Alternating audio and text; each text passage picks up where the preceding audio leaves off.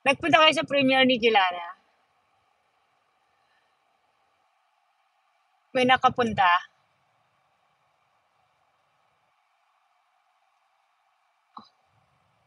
O mas mabagal? Ay, mas marami bang ganap ngayon sa kay Gilana? Ah, nakapunta na yung nakapunta. Ano ba yan? Nakapunta.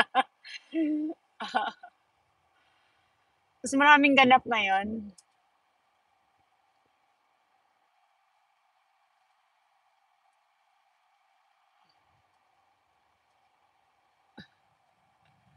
Mas maraming ganap ngayon, di ba, si Gilana?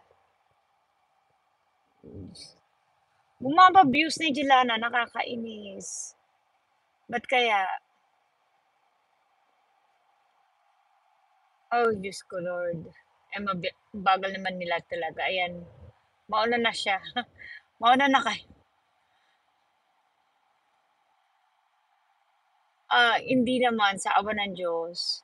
3:00 pa lang eh. Mamaya ang traffic 4:00, 5:00. Umiwas ako sa rush hour. Ayan. Oo. Ulan na bumabagsak. Ayan. Snow lang. Ayan, meron pa siya. Diyos me.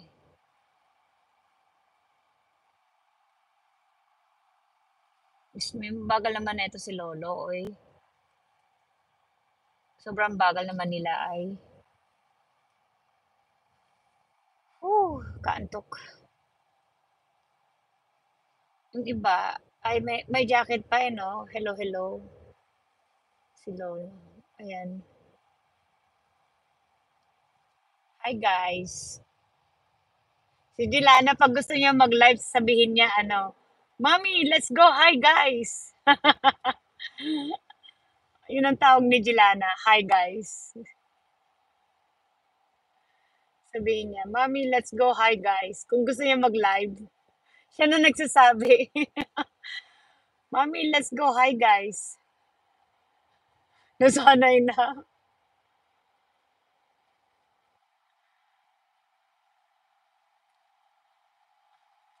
Nasanay na sa hi, guys niya. Pumasok siya ngayon eh. Oh, hi, guys. Pumasok siya. Masama ang pakiramdam pero ayaw mag-absent. Ayan, grabe, uy. Ayan na, lumilipad ang mga sasakyan. Ay, bala kayo.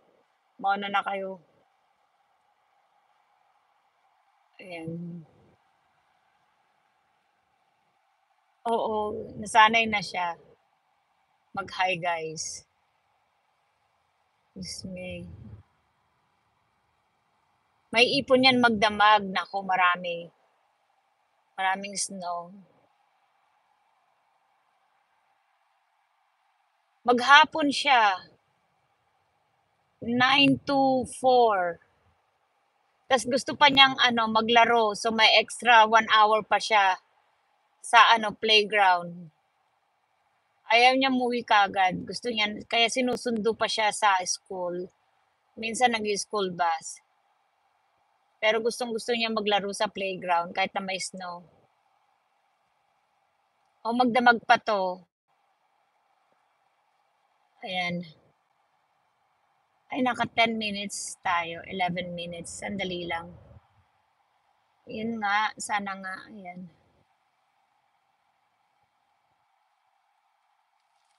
Uy, Maricar, padala ko sa inyo yung mga laruan ni Jelana sa probinsya. Padala mo nga sa akin yung address niyo sa probinsya. Mga laruan eh. Na-i-box na ni mother kaya hindi ko alam pero sabi niya mga laruan daw. I-PM mo sa akin yung address.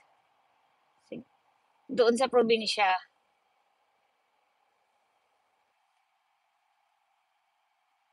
Yung ano pangalan ng tatanggap. Hello, Des. Oo. Yung pala nakakalimutan kong i-PM sa'yo. Diyos ko. Busy-busy na tayo sa trabaho, guys. Sobrang busy. Kaya, salamat nandyan kayo.